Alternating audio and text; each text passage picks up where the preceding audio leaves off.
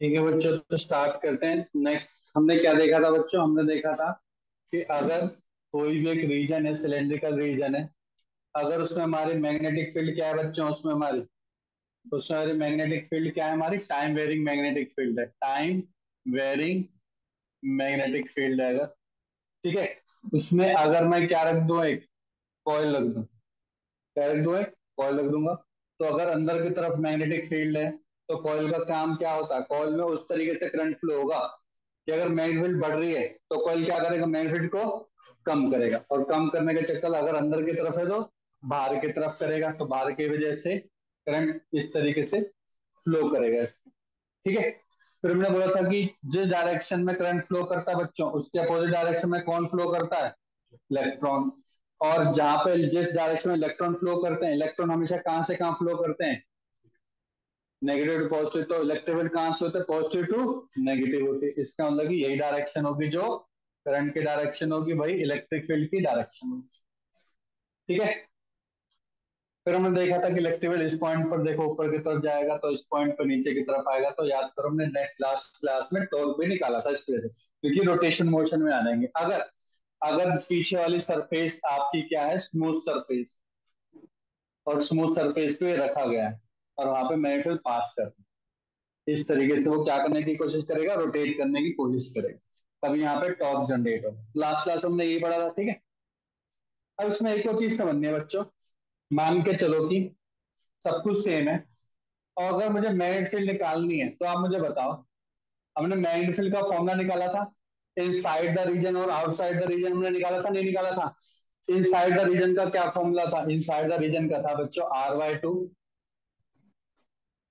D B T divide by D T. ये कहां पे था बच्चों? इनसाइड का। आउटसाइड का क्या आया था बच्चों? R² 2R D B T by, right. इसका मतलब कि अगर आप ध्यान से देखो, जैसे जैसे रेडियस की तरफ मैं आगे बढ़ रहा हूं, जैसे जैसे मैं रेडियस की तरफ आगे बढ़ रहा हूं, तो मेरी मैग्नेटिक क्या हो रही है? बढ़ रही है। सॉरी, मैग्नेटिक इलेक्ट्रिक फील्ड क्या हो रही है मेरी? बढ़ रही है। इंड्यूस इलेक्ट्रिक फील्ड मेरी क्या हो रही है? बढ़ रही है। और जैसे जैसे बाहर जाने लग जाऊंगा तो मेरी इलेक्ट्रिक फील्ड क्या होने लग जाएगी? कम, क्योंकि आर से वेरी करवा रहा है। ये हमने चेक किया था। इसका मतलब कि अगर मैं इसका मैग्नेटिक फील्ड का डायग्राम बनाऊं, मतलब कि अगर मैं इलेक्ट्रोस्टैटिक लाइन बनाऊं मैं, तो इलेक्ट्रोस्टैटिक लाइन मेरी कुछ ऐसे बनेगी।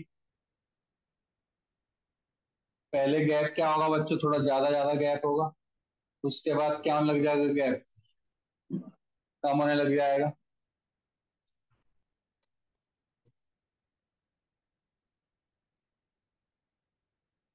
ठीक है। ठीक है, तो गैप क्या होने लग जाएगा बच्चों? यहाँ पे गैप थोड़ा कम होने लग जाएगा। गैप क्या होने लग जाएगा? कम होने लग, कम, और भी कम, और भी कम, और भी कम। और जैसे मैं कहा जाऊंगा बाहर की तरफ, तो गैप क्या होने लग जाएगा? धीरे धीरे बढ़ने लग जाएगा, बढ़ने। इस तरीके से, इस तरीके से हमारी क्या होंगी? इलेक्ट्रिक फील्ड लाइन होगी। बना लो उसको।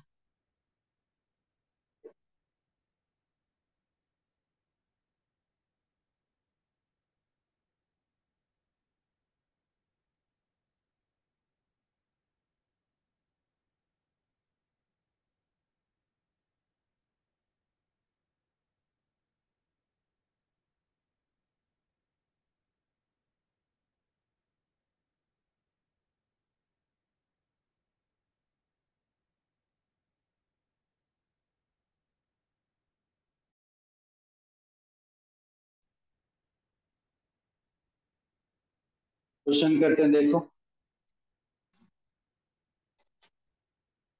एक सोलेनोइड है हमारे,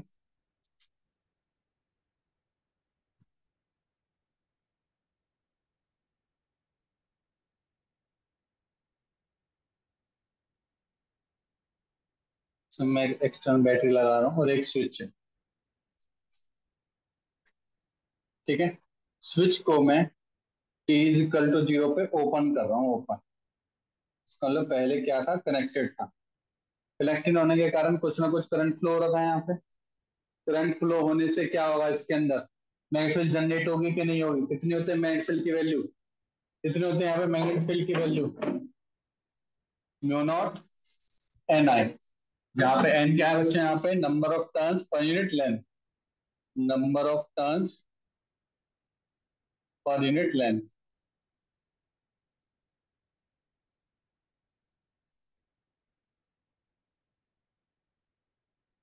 क्लियर है? तो क्वेश्चन क्या है देखो, मान के चलो कि एक चार्ज है क्यू, क्यू चार्ज है आउटसाइड द कॉइल है, ठीक है, आउटसाइड द कॉइल है, और मैंने इसको इस तरीके से रखा है कि there is no gravitation, no gravitation है, मतलब ग्रेविटेशन का इफेक्ट नेग्लिजिबल है। तो अभी तक ऊपर ही हवा में, नीचे की तरफ नहीं कर रहा, ठीक है, ठीक है। तो क्वेश्चन लिखो, before T is equal to zero current was flowing, before T is equal to zero current was flowing,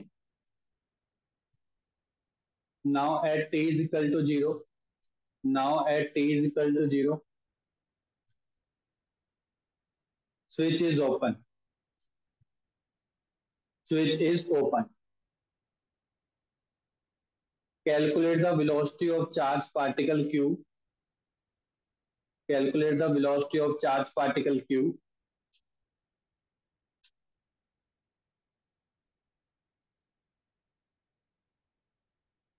due to magnetic field change, due to magnetic field change।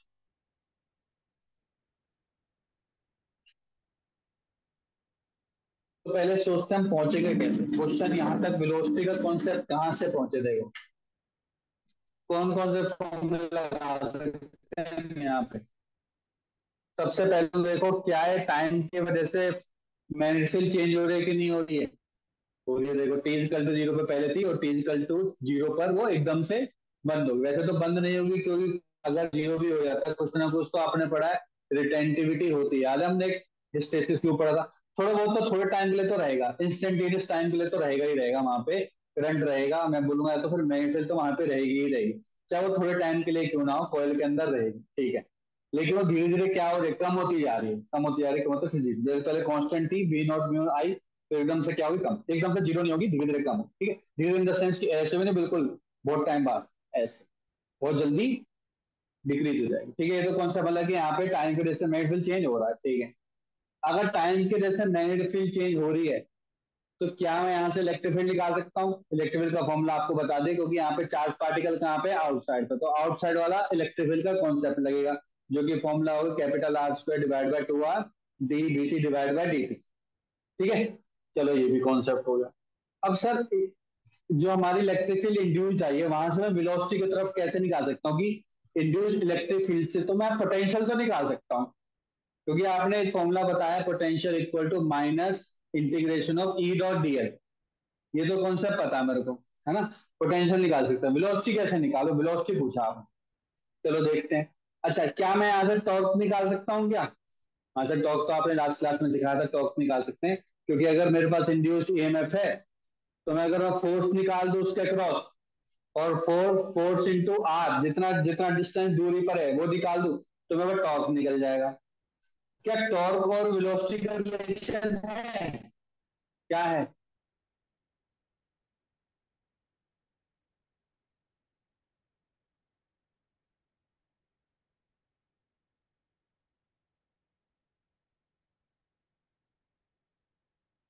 इसी तरह टॉर्क की जरूरत नहीं पड़ेगी इसमें, एक उससे भी तो कर सकते हो, देखो कैसे। मान के चलो इसका चार्ज पार्टिकल का मास भी गिवन है, क्या गिवन है, मास भी गिवन, ठीक है। आपने डी से निकाली इलेक्ट्रिक फील्ड, क्या निकाली, इलेक्ट्रिक फील्ड निकाल दी। इलेक्ट्रिक फील्ड से अगर फोर्स निकाल दो, क्या निकाल दो, force. F into D T को फॉर्मूला याद आ रहा है, एफ इंटू डी टी कुछ होता था, क्या होता था, मोमेंटम होता था। मोमेंटम क्या होता है, M V minus M U, yes और नो, इनिशियल वेलोसिटी तो रेस्ट पर ही है वो, जो M V minus M U में जो वी होगा वही हमें निकालना, बस वो हमें निकालना, करें आप। ठीक है, कौन सा बता दिया मैंने, अब करते हैं। वहां से निकाल लो। ठीक है, तो देखो सबसे पहले हम क्या निकालेंगे, यहाँ पे क्या में फ्लक्स चेंज, मैग्नेटिक चेंज हो रही है कि नहीं हो रही, सब हो रही है चेंज। ठीक है, तो पहले क्या निकालेंगे, इंड्यूस ईएमएफ निकालेंगे। ठीक है,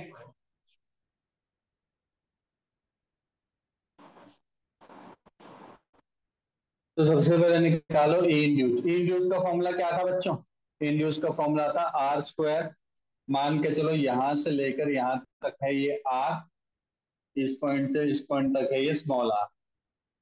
ठीक है, तो हो जाएगा बच्चों 2r D B T divide by D. अब जो फ्लक्स का चेंज हो रहा है वो कैसे चेंज हो रहा है, आप बोलोगे सर ये एक पर्टिकुलर टाइम में dt टाइम में, बहुत स्मॉल टाइम पे फ्लक्स क्या होगा, जीरो हो गया। कहाँ से जीरो हो गया सर, पहले फाइनली जीरो हुआ, उससे पहले कितना था, उससे पहले सर म्यू नॉट एन आई था, उससे पहले म्यू नॉट एन आई था।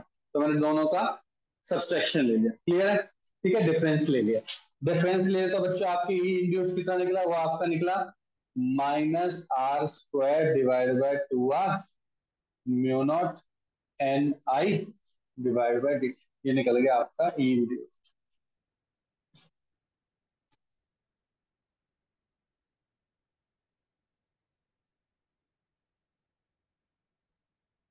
ठीक है, अब फोर्स का क्या फॉर्मूला होता है, फोर्स का क्या होता है बच्चों फॉर्मूला,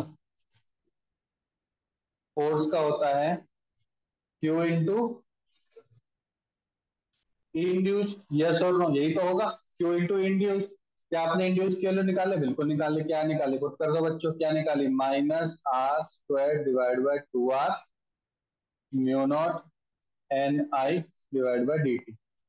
ये है, एफ और डी टी की मल्टीप्लाई कर दो, यहाँ पे एफ डी टी की मल्टीप्लाई कर दो तो मेरे को निकल गया माइनस के R square mu naught N I upon में, इंटू में क्यू भी है, इंटू में 2r। एफ डी टी क्या बन जाएगा, देखो यहाँ पे ये होता है, यहाँ पे लिखोगे ताकि याद रहे, चेंज इन क्या, momentum equal to same formula है। अब पहले इनिशियली किस पे था बच्चों, रेस्ट पे था, मास एम मान के चलो, तो क्या हो गया बच्चों, M V minus M U equal to same formula, ये बन गया जीरो। तो वी की वैल्यू डिवाइड बाय मास से डिवाइड कर देना बस। ठीक है, कर लोगे अब, समझ आ गया। ठीक है,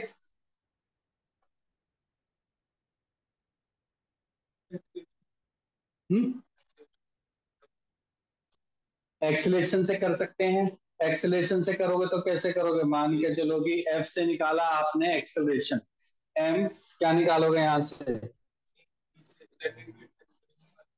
इलेक्ट्रिक फील्ड से एक्सेलरेशन कैसे निकालेंगे, हैं, क्यू ई बाय,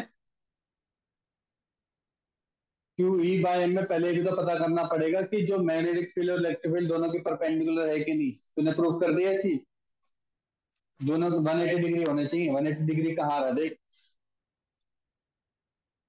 ये कॉइल है, कॉइल में इसी डायरेक्शन में अगर देख मैग्नेटिक फील्ड इस डायरेक्शन में जा रही है, आपका अंदर की तरफ जा रही है, तो हमारी कैसे जा रही है, ये इस तरीके से हो रही है, तो देखेगा तो एक तरीके की हमारी परपेंडिकुलर है, नॉट 180 डिग्री। 180 डिग्री होता तब मैं तेरे वाला फॉर्मूला यूज कर सकता हूँ, क्यू ई बाय एन। समझ में आ गया, क्लियर है।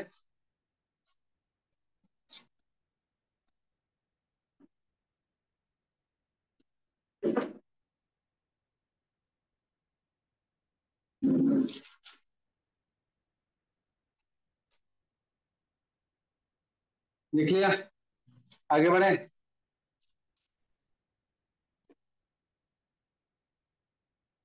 अब निकालना है एंगुलर वेलोसिटी, इसी केस का ही क्या निकालना बच्चों, एंगुलर वेलोसिटी निकालना, निकालना है एंगुलर वेलोसिटी। एंगुलर वेलोसिटी कैसे निकालोगे, लिखो क्वेश्चन लिखो।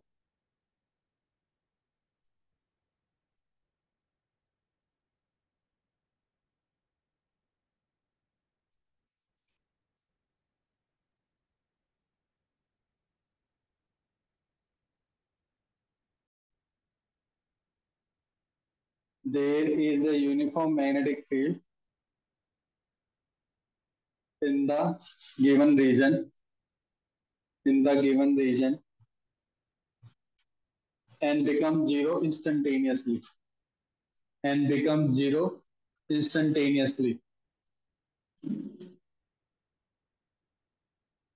Find the angular velocity achieved by the ring.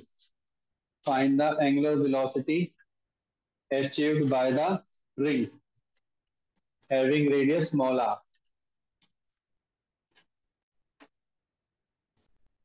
Initially क्या बच्चों यूनिफॉर्म है, ठीक है, और सडनली क्या हो जाती है बच्चों, डाई हो जाती है, खत्म हो जाती है, तो हमें निकालना है। तो यहां से क्या निकालेंगे सबसे पहले, पहले टॉर्क निकालेंगे, और टॉर्क टॉर्क इंटू dt क्या होता है आपका, जैसे उसके अंदर क्या करा था हमने अभी, लीनियर मोमेंटम निकाला था, ऐसे वहां पे एंगुलर मोमेंटम निकाल के क्या निकालना हमें,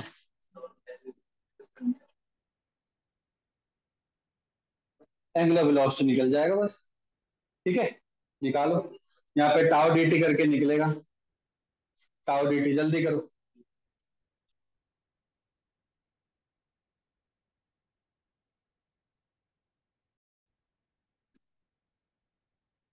जैसा हमने लीनियर मोमेंटम में करा बच्चों वैसे ही करना। देखो एफ इंटू डी टी मेरे को क्या दिया था, sir F into D T दिया था मेरे को चेंज इन लीनियर मोमेंटम, जो कि होता है M V minus M you.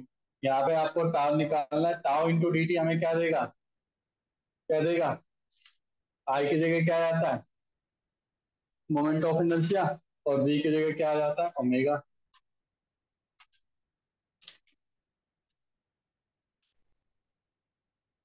ठीक है,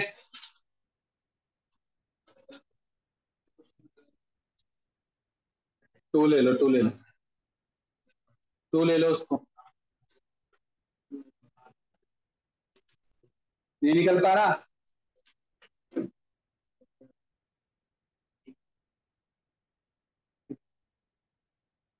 आई की लेने की जरूरत नहीं। देखो फोर्स, पहले फोर्स निकालो,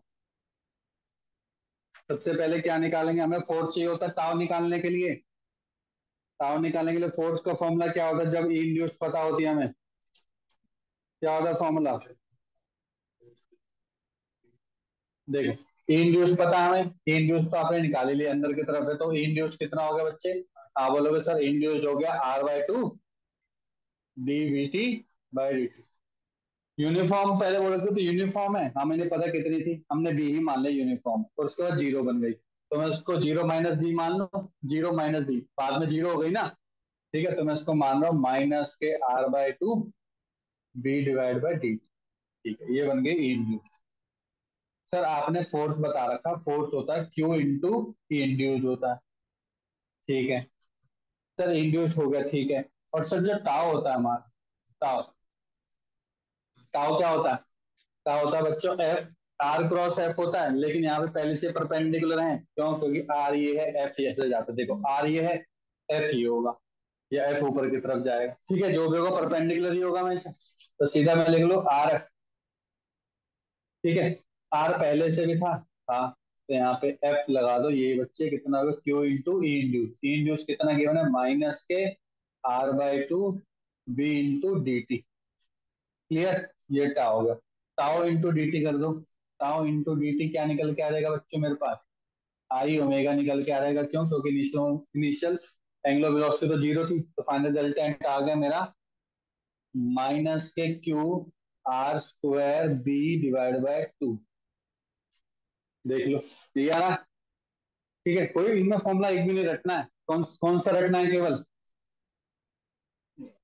यही है बस इंपॉर्टेंट फॉर्मूला। ठीक है, रिंग है, रिंग का क्या होता है, रिंग का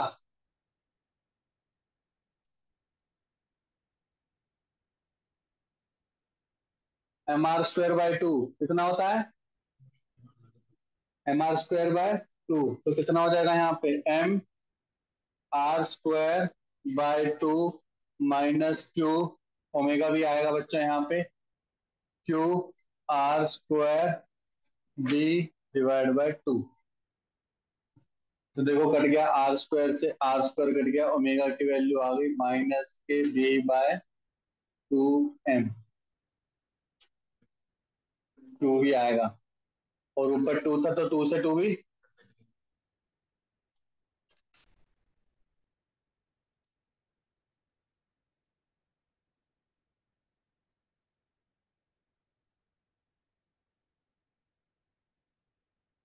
ठीक है,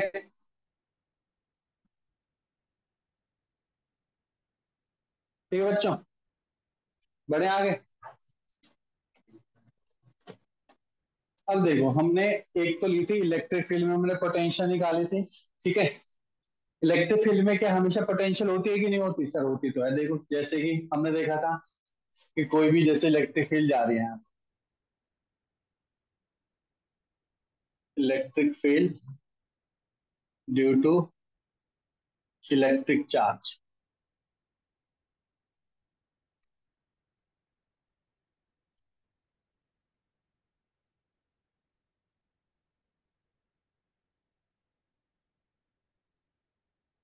ठीक है, तो अगर मान के चलो एक पॉइंट ये है, एक पॉइंट ये है, तो ए मान लो, अगर ये बी मान लो, जिस डायरेक्शन में इलेक्ट्रिक फील्ड है तो मतलब इलेक्ट्रिक फील्ड इस डायरेक्शन में जा रही है। ठीक है, तो इस पॉइंट पर इलेक्ट्रिक फील्ड क्या होगी बच्चों आपकी? ज्यादा होगी, और उस पर कम होगी। और ये तो इलेक्ट्रिक फील्ड कांस्टेंट है, यूनिफॉर्म है फिर। अगर यूनिफॉर्म इलेक्ट्रिक फील्ड तो पोटेंशियल होगा कि नहीं होगा? नहीं होगा? है? होगा गधे, होगा। होगा, याद करो क्या होता है फॉर्मूला, याद क्या करो, V equal to minus E dot DL है। तभी हो सकता है जब इलेक्ट्रिक फील्ड और लेंथ जो डाइपोल या कोई भी दो चार दो पॉइंट के बीच में दोनों परपेंडिकुलर हो। कहीं परपेंडिकुलर लग रहे हैं तुम्हें? फिर सेम ही तो लाइन में लग रहे हैं। हाँ, अगर मैं ऐसे बोल दूं दो चार्जेस मेरे परपेंडिकुलर इलेक्ट्रिक फील्ड, तब आप बोल सकते हो वो दोनों पॉइंट क्या होंगे? इक्विपोटेंशियल होंगे। ये दोनों पॉइंट इक्विपोटेंशियल, इक्विपोटेंशियल का मतलब अगर ये 5 वोल्ट है, ये भी 5 वोल्ट। अगर ये 6 वोल्ट है तो इसके ही जस्ट पैरेलल में ये कितना हो जाएगा बच्चों? 6 वोल्ट, क्योंकि परपेंडिकुलर है। ई dot DL will become zero when theta will become 90। यहां तक बात क्लियर हो गई? अगर दोनों ही सेम डायरेक्शन में जा रहे हैं, डाइपोल जो मैंने बनाया दोनों ही सेम डायरेक्शन में जा रहे हैं, तो इलेक्ट्रिक फील्ड तो मेरा यूनिफॉर्म होगा, तो कांस्टेंट हो गया, बस इतना ही तो हुआ। कांस्टेंट हो जाएगा वहां पे ई। तो इलेक्ट्रिक फील्ड मेरी अब ई तो मेरी कांस्टेंट है, तो माइनस माइनस का मतलब कि अगर मैं V A minus V B करूंगा तो नेगेटिव, तो मतलब कि बी पोटेंशियल हाइयर है, ए पोटेंशियल। समझ में आ गया? या फिर मैं सिंपल ये लिखूंगा, तो V A minus V B will give you minus E dot, ऐसे लिख सकता हूँ, यस और नो। ठीक है, अब जरूरी नहीं है डायपोल मेरा ऐसे भी हो कैसे भी हो, इसलिए मैंने एक जनरल फॉर्मूला बना दिया।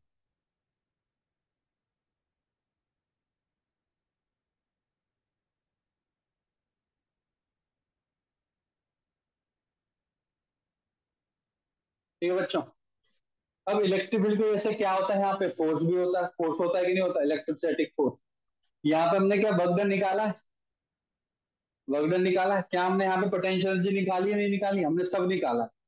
और पोटेंशियल एनर्जी किस किसके लिए निकलती है? ओनली कंजर्वेटिव फोर्स के लिए निकलती है। इसका मतलब कि जब हम इलेक्ट्रिक फील्ड से कोई फोर्स निकालेंगे, अगर हम इलेक्ट्रिक फील्ड से फोर्स निकालेंगे तो वो फोर्स क्या होगा मेरा? कंजर्वेटिव फोर्स होगा। कौन सा होगा?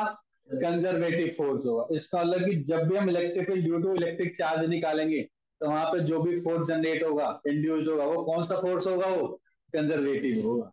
और कंजर्वेटिव के केस में पोटेंशियल निकलता है। कंजर्वेटिव के केस में क्या निकलता है? पोटेंशियल निकलता है। याद रखोगे? लिख लो पहले पॉइंट, पहले बना लो फिर लिखो। पहले बनाओ जल्दी से,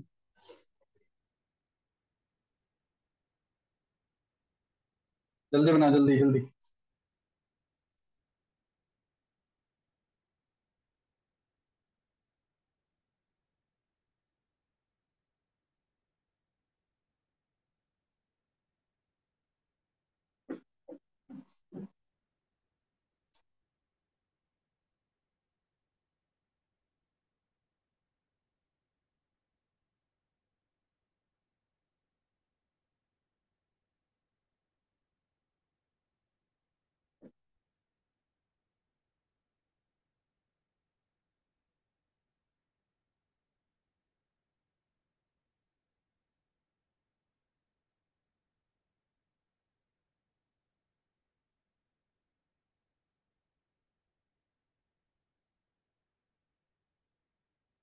देखो,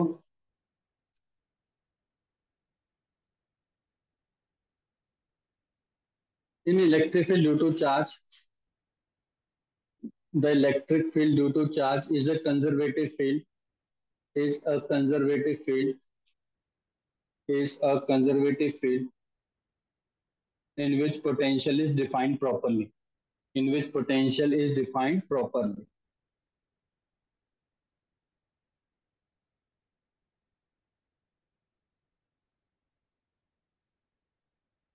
because we have calculated, because because potential energy is defined only for conservative force, potential energy defined only for conservative force,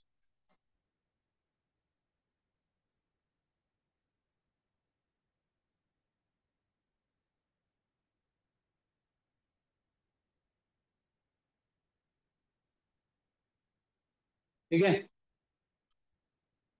अब याद करो, क्या याद करें, क्या याद करें, देखो, मान के चलो ये क्या है, एक मेरी रीजन है, ठीक है, इलेक्ट्रिक फील्ड निकाल रहा हूँ, यहाँ पे मेरी time varying magnetic field, time varying magnetic field है, ठीक है।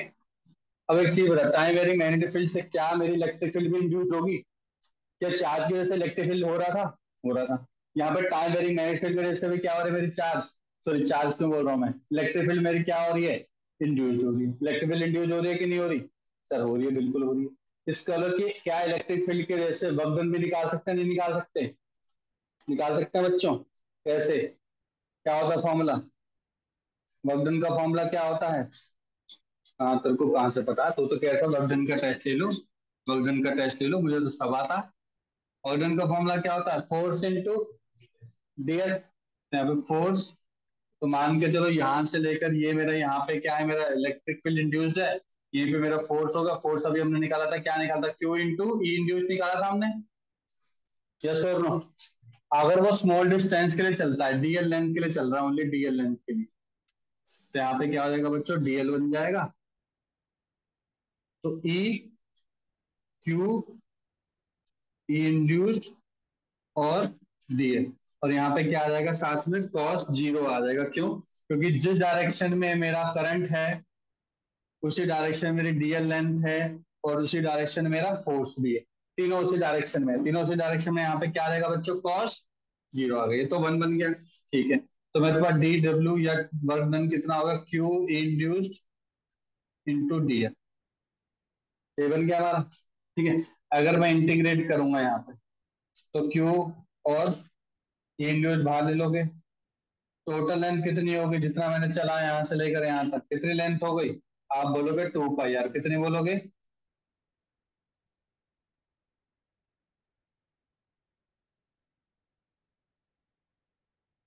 वर्क डन,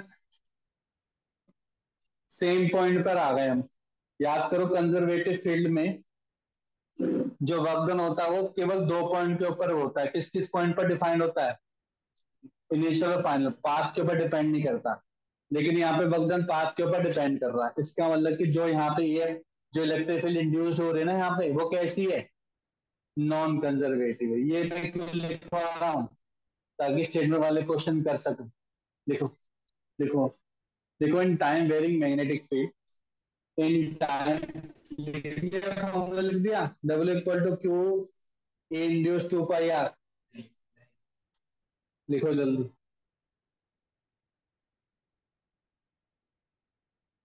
लिखो, in time varying magnetic field electric field is induced, electric field is induced, because of that there is non-zero work done, because of that there is non-zero work done in one rotation, in one rotation.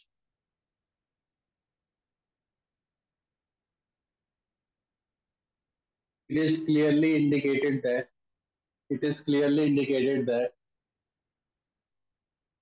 the electric field induced in the electric field induced in the time varying magnetic field is non conservative. Non conservative होती है। क्या होती है बच्चों? Non conservative होती है। लिख लिया?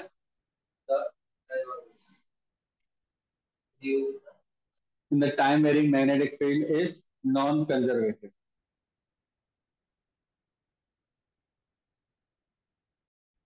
अब बहुत ही अच्छा टॉपिक स्टार्ट होता है, बहुत ही अच्छा टॉपिक है, उसको लिखो सेल्फ इंडक्टेंस। सेल्फ इंडक्टेंस या नॉर्मल इंडक्टेंस। क्या होता है इंडक्टेंस? रेजिस्टेंस किसका होता है? ठीक है, पहले तो चलो पहले इंडक्टेंस तो पढ़ लें। जैसे रेजिस्टेंस पढ़ा था, रेजिस्टर तो बाद में पढ़ेंगे, इंडक्टर हम बाद में पढ़ेंगे, पहले इंडक्टेंस पढ़ा। देखो इंडक्टेंस क्या होता है, एक चीज बताओ। ये मान के चलो मेरी कॉइल है, ठीक है। अगर मैं यहाँ पे करंट है, इस करंट की वजह से क्या होगा? इसकी करंट की वजह से मैग्नेटिक फील्ड लाइन प्रोड्यूस होंगे कि नहीं होंगे?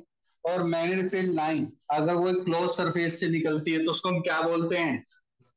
फ्लक्स बोलते हैं। क्या बोलते हैं बच्चों? फ्लक्स बोलते हैं, बिल्कुल करेक्ट। ये हो गई फ्लक्स।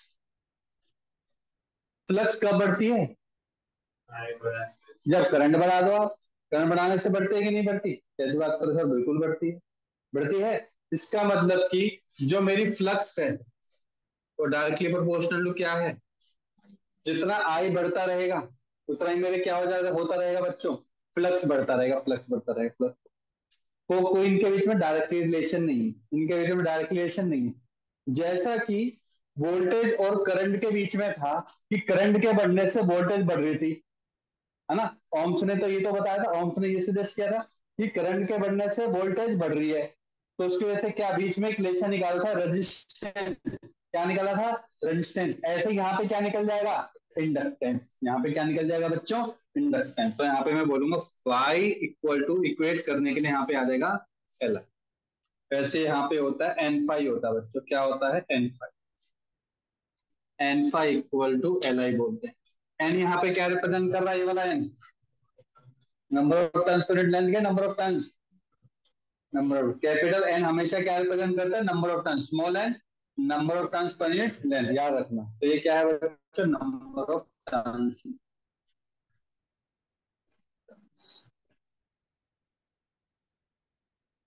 तो हमारा एल का फॉर्मूला क्या निकला है बच्चों? एल का फॉर्मूला सर, एल का फॉर्मूला निकला है एन पाई अपॉन में I. Very important formula, N pi upon में आई। एल क्या होता है बच्चों? इसी एल को बोलते हैं सेल्फ इंडक्टेंस। क्या बोलते हैं बच्चों? यहाँ पे सर ऐसे तो कोई आपने रेजिस्टेंस में तो कुछ बोला नहीं था, बिल्कुल सही बात है। तो यहाँ पर जबरदस्ती सेल्फ क्यों लिखवाया? क्या हम इसको नॉर्मल इंडक्टेंस बोल सकते हैं? बोल सकते हैं, लेकिन यहाँ पे एक म्यूचुअल इंडक्टेंस भी आएगा। म्यूचुअल इंडक्टेंस कर लो कि एक कॉइल में करंट फ्लो करवा रहा हूँ और एक साथ में कॉइल पड़ी हुई है, उसमें कुछ नहीं करवा रहा हूँ, लेकिन उसमें भी फ्लक्स जनरेट हो जाती है। समझ रहे हो? देखो एक कॉइल जा रही है, समझ लो, बस ऊपर ऊपर से करेंगे इसको। एक कॉइल है, इसमें करंट फ्लो करवाया मैंने, ठीक है, फ्लक्स जनरेट हुई। इस फ्लक्स की वजह से मान के चलो ऊपर भी एक कॉइल है, उसमें फ्लक्स जनरेट हो जाती है, तो उसको बोलते हैं म्यूचुअल इंडक्टेंस। और इस म्यूचुअल इंडक्टेंस को हम कहाँ यूज करते हैं? आपके ट्रांसफॉर्मर में यूज होता है। एक ट्रांसफॉर्मर में यूज होता है कि दो कॉइल होती हैं ऐसी, दोनों के बीच में गैप होता है। मैं यहाँ पे 220 वोल्ट दे रहा हूँ, सप्लाई आती है ना 220 की, वो इसमें भी 220 आ जाती है। उससे कम भी आ सकती है। आप बोलोगे मुझे 100 देनी है, तो आप 100 दे दोगे। नंबर ऑफ टर्न्स को कम कर दो सेकेंडरी वाइंडिंग में।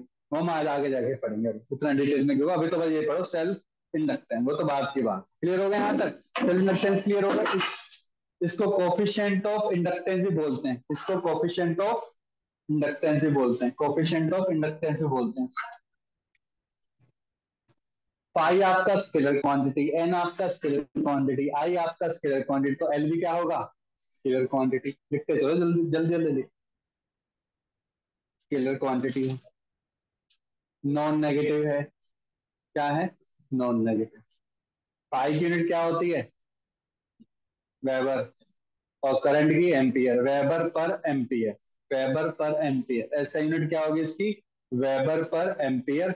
और इसको क्या बोलते हैं? हेनरी बोलते हैं। क्या बोलते हैं? हेनरी, जिसको एच से रिप्रेजेंट करते हैं। Weber per metre henry. Henry की स्पेलिंग नहीं आती क्या? देखो, क्यों नहीं आती?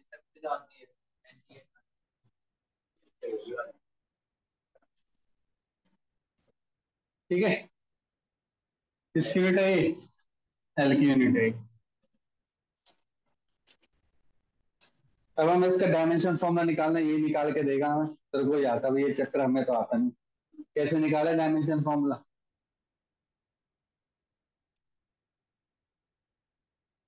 बस फफूंदी सिंह, देखो एल का निकालना है।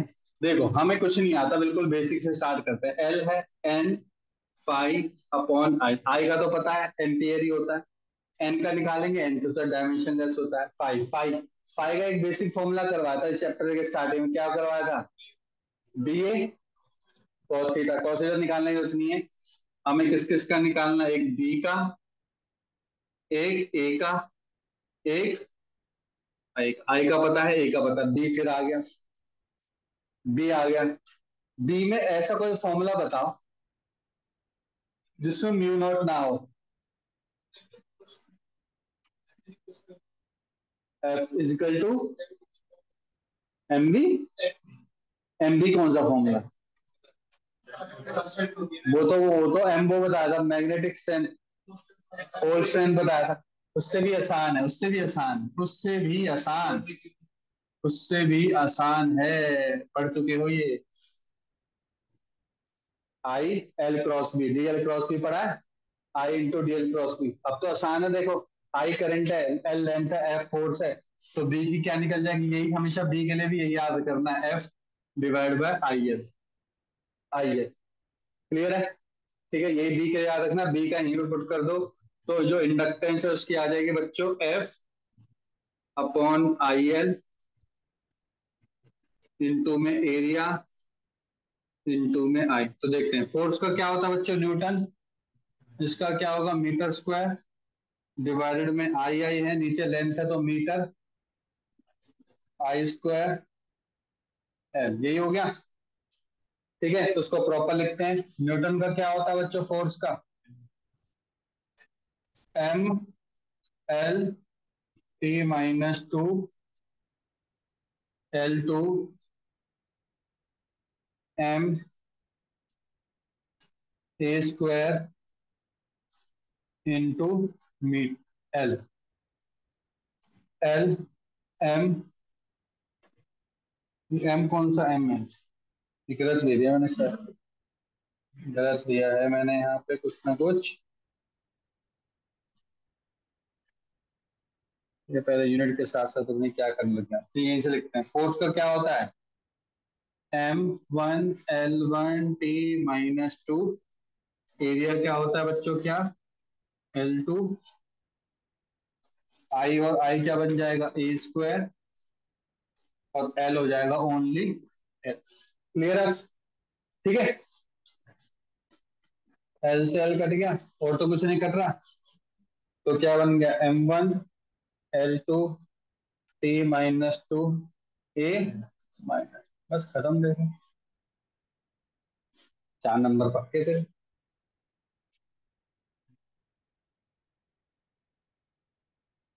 नहीं, तो इसका मतलब कॉइल का भी हम निकाल सकते हैं इंडक्टेंस, कुछ इसी टाइप से ही। कॉइल का भी क्या निकाल सकते हैं? सेल्फ इंडक्टेंस निकाल सकते हैं। कौन सी कॉइल का? सोलेनॉइड का। निकालते हैं, चलो लिखो। Self inductance of ideal solenoid, self inductance of ideal solenoid. तो हम देखते हैं, मान के चलो कि मेरे आइडियल सोलेनॉइड है। आपको पता है जब करंट फ्लो करता है तो मैग्नेटिक फील्ड इसी डायरेक्शन में जाती है बच्चों, यस और नो? इसी डायरेक्शन में जाएगी हमारी मैग्नेटिक फील्ड। अगर मैं यहाँ पे एक एरिया ले लूं, देखो एरिया ले लूं, अगर मैं ये वाला एरिया ले लूं, तो मैग्नेटिक फील्ड इसके परपेंडिकुलर है कि नहीं, बिल्कुल है। और इसी डायरेक्शन में मैं क्या ले लूं बच्चों, एरिया वेक्टर भी ले लूं। उसी डायरेक्शन में मेरी क्या है, मैग्नेटिक फील्ड है। तो मतलब कि फाई क्या होगा मेरा, बी ए कॉस जीरो बन जाएगा। यही तो बनेगा, phi equal to B A cos zero. तो मेरा फाई क्या निकल गया बच्चों यहाँ पे, B A cos zero. Sir B का फॉर्मूला तो पता है मेरे को, बी का फॉर्मूला क्या होता है सोलेनोइड का, आई आई आई एन एन सर को क्या है, म्यू नॉट एन आई, पता नहीं कितनी बार करती है। एरिया मान के चलो कि ये जो रिंग है, ये जो स्मॉल रिंग है, इसका रेडियस मान के चलो कितना है, स्मॉल आर ले लो। तो कितना हो जाएगा बच्चों, पाई आर स्क्वायर बन गया मेरा एरिया बी। और ये नीचे क्या बन जाएगा, मल्टीप्लाई बाय। तो फाई निकल गया आपका कितना, mu naught N I pi R square. अभी हमने इंडक्टेंस का फॉर्मूला पढ़ा है, क्या पढ़ा है इंडक्टेंस का फॉर्मूला, एल का फॉर्मूला क्या पढ़ा है, एल का फॉर्मूला पढ़ा है एन पाई बाय आई। ठीक है, एन तो कितना लिख दो बच्चे यहाँ पे, mu naught N I pi R square divide by current I. I से आई कैंसिल, यहाँ पे क्या आ गया बच्चों, N mu naught N pi R square, ये बच गया। सर ये एन क्या था, नंबर ऑफ टर्न्स नहीं था, ये सुनो, वहां पे एन क्या है, वहां पे क्या है, number of turns per unit length है, यस और नो, यही तो है, अलग से थोड़ा कुछ है। तो यहाँ पे क्या मैं N mu naught N by L लिख सकता हूँ, यस और नो। तो एक तरह का फॉर्मूला क्या बन गया, अच्छा mu naught N square pi R square bye,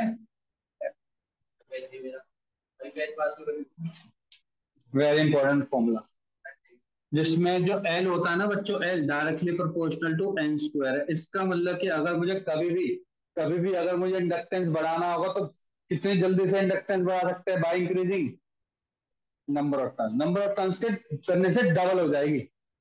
जितने नंबर ऑफ टर्न्स बढ़ाओगे उससे डबल क्या हो जाएगी आपकी, इंडक्टेंस बढ़ जाएगी। करंट के बढ़ाने नंबर ऑफ टर्न्स बढ़ाने से होगी। हाँ जी गुरु जी बोलिए, कैपिटल एन आर,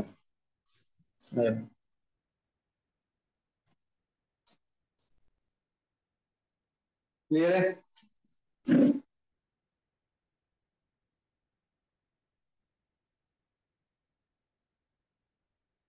हम्म,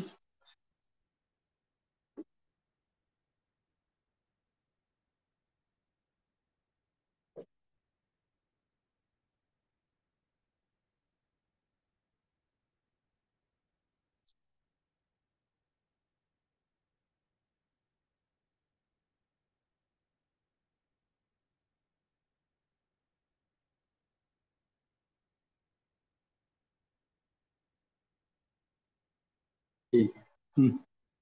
कई जगह एक जगह ये भी फॉर्मूला दे रखा है, एन और एन में ना स्मॉल एन का भी दे रखा है। स्मॉल एन में कन्वर्ट करने के लिए एन स्क्वायर की जगह मैं क्या लिख सकता हूँ, एन स्क्वायर की जगह लिख सकता हूँ एन एल लिख सकता हूँ, यही तो होता है।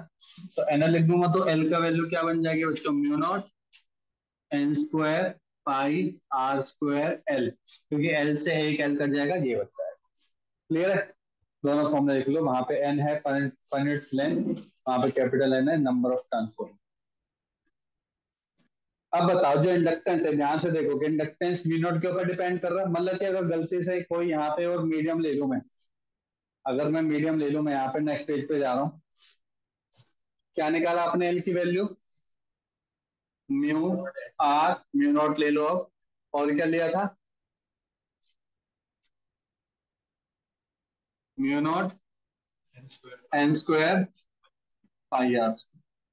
इसका मतलब कि क्या ये मीडियम के ऊपर डिपेंड करता है, सर बिल्कुल करता है। क्या इंडक्टेंस मीडियम के ऊपर भी डिपेंड करता है। दूसरा, नंबर ऑफ टर्न्स के ऊपर भी डिपेंड करता है। तीसरा, हमारा शेप के ऊपर भी ऊपर डिपेंड करता है, शेप एंड साइज के ऊपर भी डिपेंड करता है। वही लेंथ सारा आगे पाई आर स्क्वायर एल, ठीक है। पाई आर स्क्वायर एल तो एक तरह वॉल्यूम में तो बन गया हमारा cylinder type pi R square L, है ना। शेप एंड साइज के ऊपर भी डिपेंड करता है हमारा। तो अगर आपसे पूछा जाए inductance per unit volume, inductance per unit volume तो कितना हो जाएगा? Mu naught mu R mu naught N square. इसको लिख लो inductance per unit length. Sir इससे हम क्या वो भी निकाल सकते हैं, induce EMF per unit volume, inductance per unit volume. Sir आपने फाई निकाला, अभी फाई निकाला, फाई निकाला है, आई के बढ़ने से फाई बढ़ रहा था, तो मैंने देखा तो सर क्या हम यहाँ पे इंड्यूस ईएमएफ भी निकाल सकते हैं? क्यों नहीं निकाल सकते? इंड्यूस ईएमएफ का क्या होता है फॉर्मूला? इंड्यूस ईएमएफ का फॉर्मूला होता है minus K D phi by D T. इसका मतलब कि क्या हो जाएगा बच्चों, डी फाई की जगह क्या पुट करना चाहिए मेरे को, एन, क्या था, एल का फॉर्मूला था ना वो, एल का फॉर्मूला क्या था?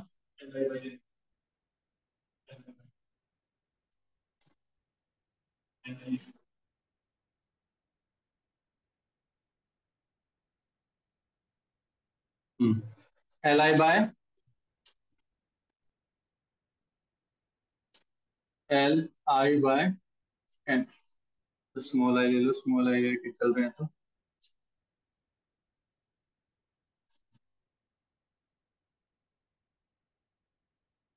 एल है और एन है बाहर आ जाएंगे, क्या निकल जाएगा, D I by D T. क्या बन जाएगा बच्चों, D I by D T, ठीक है।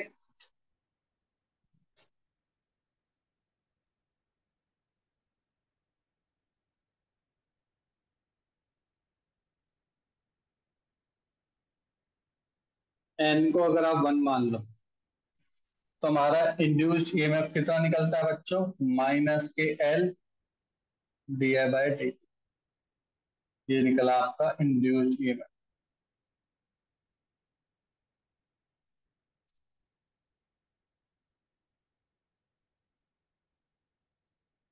Due to inductance, due to inductance.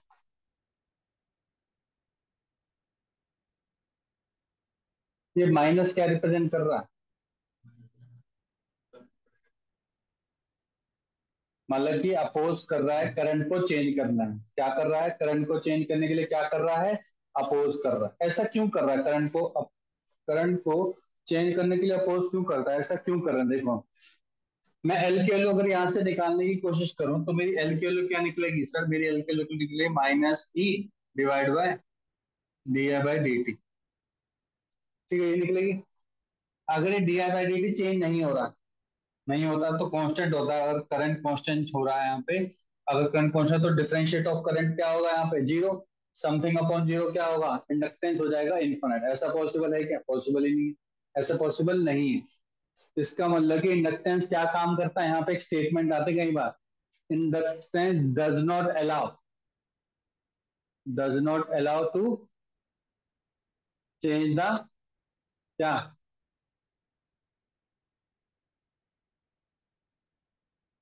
Current.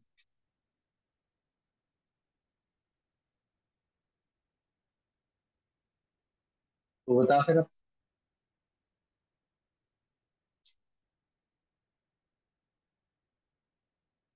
तो बता क्या लिखना चाहिए फिर, it will does not oppose, allow की जगह क्या लिखना चाहिए यहाँ पे फिर, oppose the change in current. अब ठीक है, तो दोनों स्टेटमेंट काट के ढंग से लिख ताकि याद रखें, अलाउ वाले में नहीं आना चाहिए, अपोज वाले में आना चाहिए। याद रखोगे बच्चों इस चीज को, ठीक है। अब आपने देख लिया कि एक तरीके का ईएमएफ इंड्यूस होता है, ठीक है। तो वापस आते हैं किसके ऊपर, देखो ये क्या है मेरा, रेजिस्टेंस है। ये क्या है, ये कैपेसिटेंस है। ये क्या है, यही मेरा क्या है बच्चों, इंडक्टेंस का रिप्रेजेंटेशन है। तो जब भी ऐसे स्मॉल कॉइल की तरह दिखाई देगा तो वो क्या है आपका, इंडक्टेंस है। क्या है वो, इंडक्टर है या फिर उसका इंडक्टेंस है, याद रखना है। तो ये रेजिस्टेंस है, कैपेसिटेंस है, और ये क्या है बच्चों, इंडक्टेंस है। ये तीनों के तीनों पैसिव एलिमेंट है। क्या है, पैसिव एलिमेंट। पैसिव एलिमेंट क्या होते हैं, हमेशा पैसिव एलिमेंट एनर्जी को कंज्यूम करते हैं। कंज्यूम कर, अगर मैं उनको दूंगा बैटरी तो एनर्जी ले लेंगे सारे के साथ, ठीक है। क्या करते हैं, एनर्जी को कंज्यूम करते हैं। तीनों में ये दोनों अलग है, वो बिल्कुल सेपरेट है। अब इस पर डिस्कस करते हैं। पहले तो लिख लो ये पैसिव एलिमेंट है।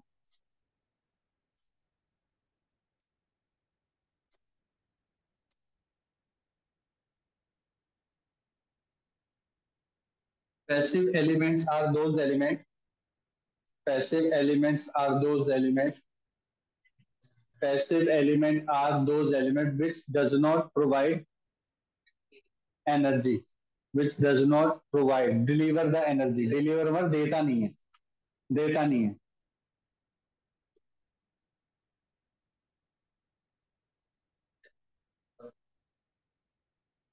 passive elements are those element which does not deliver the energy। Sir ये तो मुझे आप गलत बोल रहे हो। एनर्जी का मतलब सर यहाँ पे तो इलेक्ट्रिक फील्ड जनरेट हो रही है, सॉरी मैं बोलूंगा यहाँ पे ईएमएफ इंड्यूस्ड हो रही है। और ईएमएफ इंड्यूस होने से सर यहाँ पे कुछ ना कुछ तो एनर्जी देगा ही सर्किट में।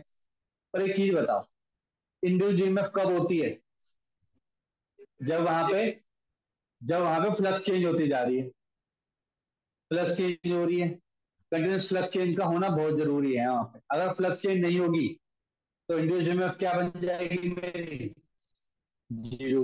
इसका मतलब कि मान के लो अगर सर्किट में आपने कोई एसी रखा करंट, अगर करंट रखा है तो करंट क्या होगा, लगातार चेंज करने से क्या होगा, फ्लक्स चेंज होगी। और उस फ्लक्स के चेंज होने से क्या होगा, कुछ ना कुछ उसका इंडक्टेंस रहेगा। जैसे ही मैंने सप्लाई को हटा दिया तो क्या उसके अंदर कुछ ना कुछ inductance very very small duration के लिए रहेगी। तो इतनी ड्यूरेशन के लिए वो एनर्जी दे सकता है, अदरवाइज वो एनर्जी नहीं दे सकता, अदरवाइज एनर्जी डिलीवर नहीं कर सकता। रेजिस्टेंस तो बिल्कुल नहीं कर रहा, रेजिस्टेंस तो जैसे तुमने कम करी वो खुश। लेकिन इंडक्टर और कैपेसिटर स्मॉल अमाउंट के लिए एनर्जी को क्या करते हैं, स्टोर करते हैं। पता है ना कि स्मॉल अमाउंट के लिए क्या करते हैं, स्टोर करते हैं। लॉन्ग टाइम के लिए स्टोर नहीं करते। हम कोई मेमोरी को कभी मेमोरी की तरह यूज नहीं कर सकते। इनके अंदर डाटा तो स्टोर करवा सकते हैं बाय अप्लाइंग द करंट और बाय अप्लाइंग द वोल्टेज। आपने देखा था कैपेसिटर के केस में, याद है, हमने देखा था ये कैपेसिटर लगा हुआ है, याद है, अगर थोड़ा बहुत याद हो तो हमने देखो ऐसे किया था। ये कैपेसिटर है, इसको मैंने सप्लाई से कनेक्ट किया था। तो मैंने बोलता सर यहाँ से, ये यहाँ से पॉजिटिव चार्ज निकल, नेगेटिव चार्जिंग, नेगेटिव नेगेटिव बन गया। तो नेगेटिव और पॉजिटिव चार्ज वहां पे स्टोर हो गए। तो उसको मैं एज ए मेमोरी की तरह भी यूज कर सकते हैं। सर मेमोरी की तरह कैसे यूज कर सकते हैं, करते हैं, हमारे जो फोन में मेमोरी होती है, हम वहां पे पहले बहुत सालों पहले हम कैपेसिटर यूज करते थे एज ए स्टोरेज डिवाइस। पर देखा गया कैपेसिटर में दिक्कत क्या है, जैसे मैं बैटरी हटा दूंगा ना यहाँ से, जैसे मैं बैटरी हटा दूंगा तो क्या हो जाएगा है, डिस्चार्ज होने लग जाएगा। हो रहा है ना डिस्चार्ज, देखिए होने लग रहा है, डिस्चार्ज होने लगा। ये तो जो मेमोरी हमेशा ऐसे डिस्चार्ज करने के लिए करेगा तू, मेमोरी हमेशा किस लिए स्टोर करने के चलते, ताकि वो इन्फानाइट ड्यूरेशन, इन्फानाइट मतलब कि जब तक मैं खुद ना चाहूँ कि उसके अंदर डाटा एरिया हो, तब तक उसके अंदर डाटा क्या होना चाहिए, हमेशा स्टोर रहना चाहिए। उसके अंदर डाटा क्या रहना चाहिए, स्टोर। ये तो बहुत ही स्मॉल ड्यूरेशन के लिए रख रखा है। तो कभी भी इंडक्टर और कैपेसिटर कभी भी एक्टिव एलिमेंट नहीं बन सकते, कभी भी क्या नहीं बन सकते, एक्टिव एलिमेंट नहीं बन सकते। यूज तो हो सकते हैं उसमें, थोड़ी बहुत हेल्प करवा सकते हैं आपकी। आगे जाके जब इंजीनियरिंग में काम करोगे तो आप देखोगे यूज होता है इसका मेमोरी सेल में। लेकिन प्रॉपर अगर मैं बोलूं यही केवल यूज हो रहा है मेमोरी के लिए, नहीं, ये रॉन्ग हो जाएगा है। उसके लिए ट्रांजिस्टर यूज करते हैं, मॉसफेट ट्रांजिस्टर वो यूज करते हैं, ठीक है, कैपेसिटर के साथ। तो लिख लो, ऐसे लिखो, इंडक्टर एंड कैपेसिटर,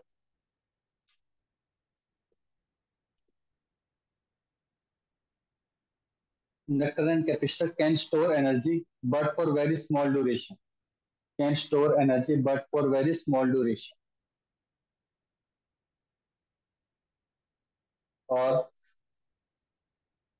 और इट कैन डिलीवर, और इट कैन डिलीवर, और इट कैन डिलीवर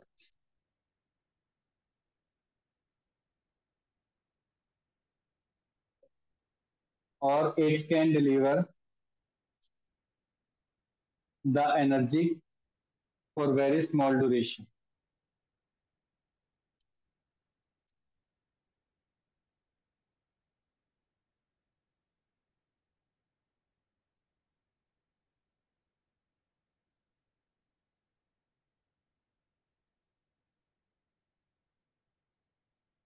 ठीक है, कर लिया यहां तक? ठीक। तो जब भी आप इंड्यूस ईएमएफ देखोगे, इसको याद रखना है हमेशा, यहाँ पे आपको हमेशा इंड्यूस ईएमएफ आपको मैग्नीट्यूड में लेना है।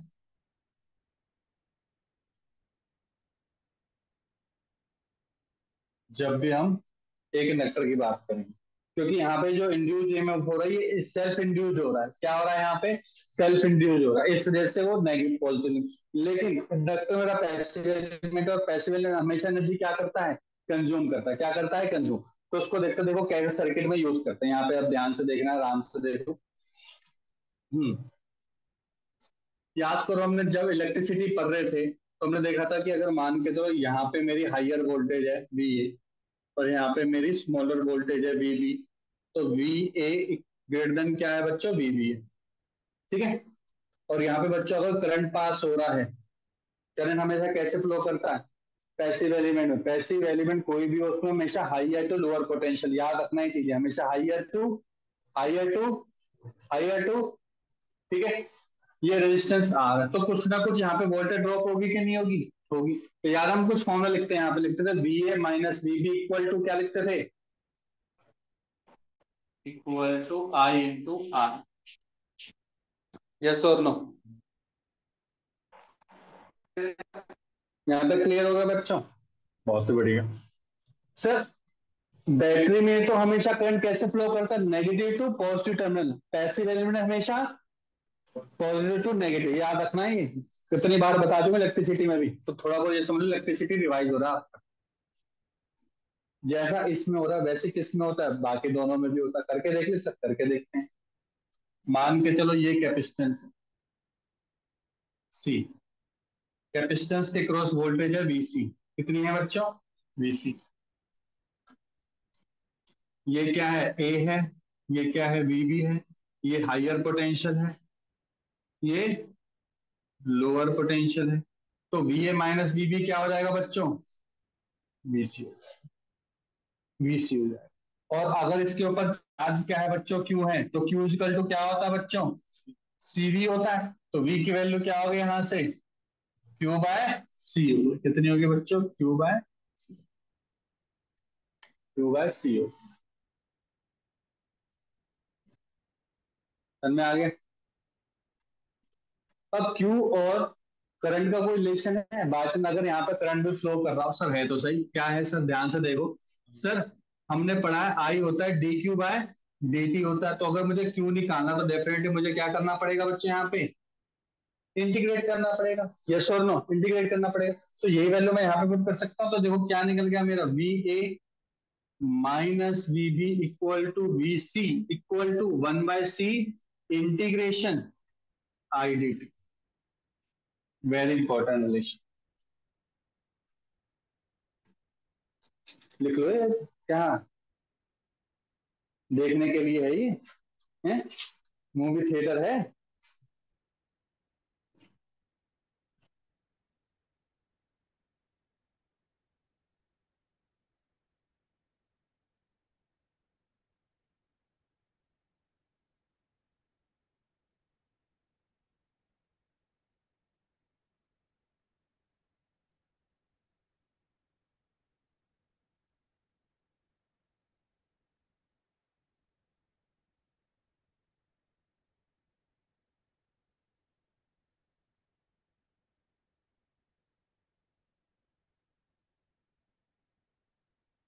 ठीक है, लिख लिया?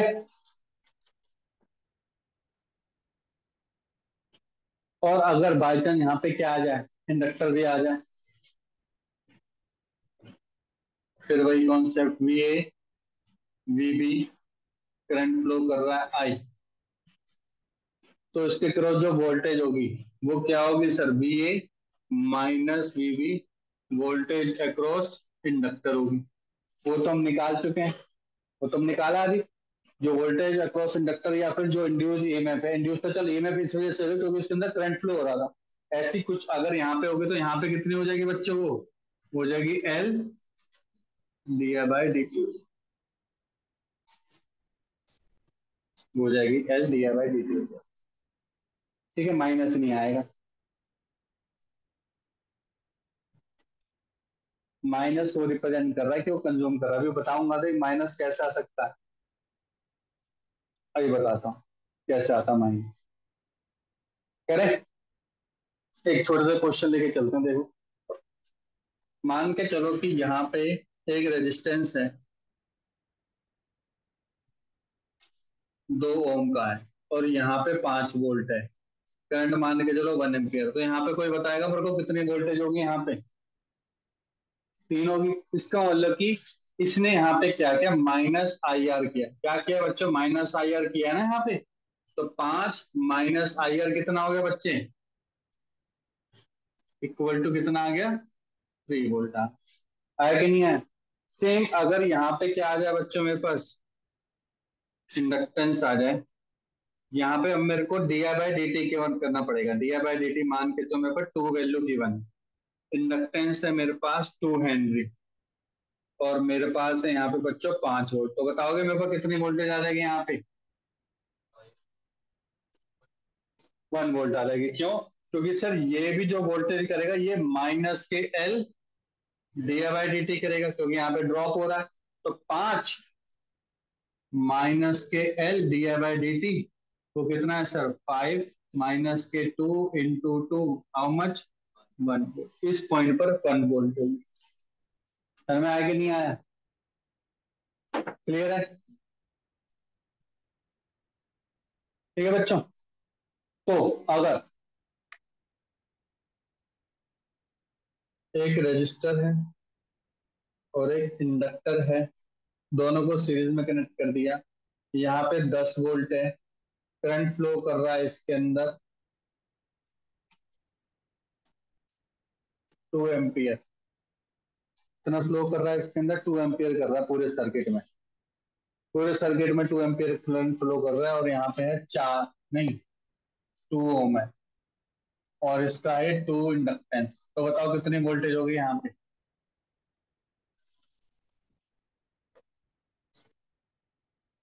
है क्यों सर, क्योंकि करंट कांस्टेंट है, D I by D T, D I by D T will become zero, तो मतलब इससे क्रॉस इंडक्टेंस कोई भी वोल्टेज ड्रॉप नहीं करेगा, वोल्टेज ड्रॉप नहीं करने की वजह से सीधा आएगा 10 माइनस के आई आर, तो 10 माइनस के 2 into two, that will become 6। ये चीज का ध्यान रखना है, यस और नो।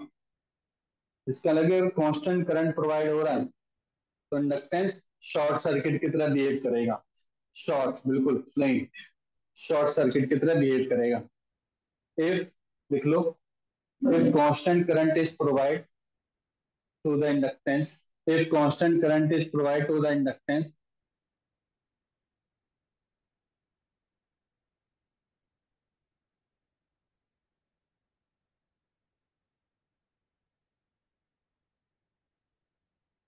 तो मेरा पोटेंशियल क्या हो जाएगा, जीरो बन जाएगा, पोटेंशियल विल बिकम जीरो,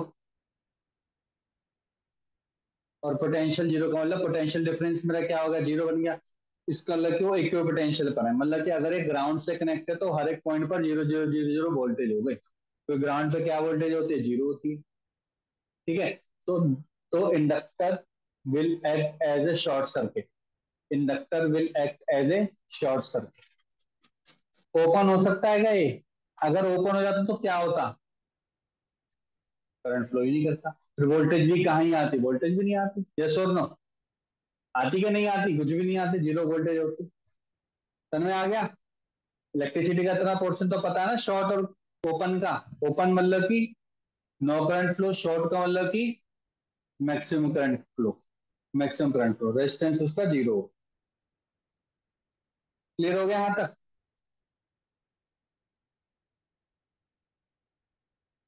एक लास्ट पोर्शन है, यार लिखो, energy store in an inductor, energy store in an inductor, energy store in an inductor.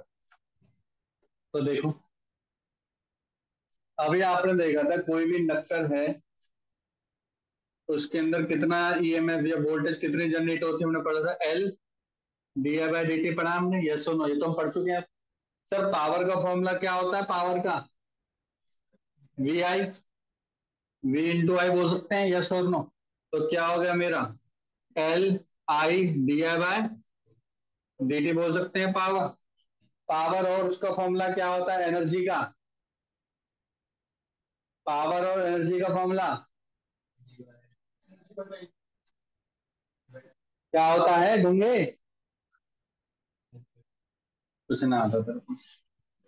Energy, power into time ही क्या होता है आपकी, एनर्जी होती है। पावर इंटू टाइम क्या होती है आपकी, एनर्जी होती है। तो उसको मैं ऐसे ले सकता हूँ, अगर मैं दोनों तरफ इंटीग्रेट कर दूं तो मेरे को एनर्जी मिल जाएगी, energy store in inductor that will be equal to L I square by two, L I square by two. Sir ऐसा बिल्कुल सेम फॉर्मूला हमने इलेक्ट्रोस्टैटिक में भी पढ़ा, याद करके क्या होगा फॉर्मूला, ऐसे कुछ, half dash dash square, half dash dash square, half dash dash square, बहुत बार पढ़ा है, याद है? Half C V square, half C V square, half C V square पढ़ा है कि नहीं पढ़ा? याद आ गया है ना? सी की जगह इंडक्टेंस और वोल्टेज की जगह करंट, सी की जगह और वोल्टेज की जगह, सी की जगह वोल्टेज की जगह, बस। जैसा वहां पे Q इजिकल टू, जैसा वहां पे Q इजिकल टू सी भी था, Q इजिकल टू क्या था, देखो बहुत सारी सिमिलैरिटी, सिमिलैरिटी वाला चार्ट बना लो। देखो आपने पढ़ा Q equal to C V, sir यहाँ पे पढ़ा हमने five equal to L I, ठीक है? सर हमने वहां पढ़ा, सर हमने यहाँ पढ़ा, सर जो वोल्टेज निकाली थी ना हमने, वोल्टेज अक्रॉस कैपेसिटर, वो निकाली थी हमने 1/C आई डी टी, या फिर जो हमने करंट निकाला कैपेसिटर का वो था C D V C divide by D T, ठीक है? यहाँ पे हमने क्या पढ़ा, यहाँ पे पढ़ा हमने इंडक्टर के क्रॉस जो वोल्टेज है वो होती है L D I by D T. तो जो करंट होगा इंडक्टर का वो कितना हो जाएगा, 1/L V L D T. देखो एक दूसरे का ही मैंने क्या कर दिया, इंटरचेंज कर दिया बस, यहां से मैंने करंट निकाल दिया, वहां से मैंने भी करंट निकाल दिया, ठीक है? कोई एक फॉर्मूला याद कर लो, ये याद कर लो, ये याद कर लो, एक दूसरे को इंटरचेंज कर सकते हो by applying integration on both side. Clear है? ठीक है। यहाँ पे हमने अभी क्या निकाला था एनर्जी, हमने वहां पे क्या निकाली थी, हाफ सी वी स्क्वायर निकाला था बच्चों। यहाँ पे कितना निकाला आपने, हाफ एल आई स्क्वायर। अब एक और लेसन भी आएगा, सर यहाँ पे एक फॉर्मूला देखा था हमने, half F silent E square, ये होती है एनर्जी डेंसिटी, इसको बोलते हैं क्या, एनर्जी डेंसिटी। सर ये ई क्या है यहाँ पे, ई क्या है यहाँ पे, इलेक्ट्रिक फील्ड है, इलेक्ट्रिक फील्ड है। और ये क्या है, ये क्या, इसको क्या बोलते हैं, परमिटिविटी है, परमिटिविटी। एप्सिलॉन नॉट नहीं है, कहां है, देख ले क्या है, एप्सिलॉन है ओनली, देख ले उधर। तो उसको क्या बोलते हैं, एनर्जी डेंसिटी बोलते हैं, क्या बोलते हैं बच्चों उसको? तो वहां पे क्या बनेगा, वहां पे देखो क्या बनता है, half B square by mu, नीचे आता म्यू, तो इसको बोलते हैं, उसको बोलो electric energy density, electric energy density, वहां से लो magnetic energy density, magnetic energy density.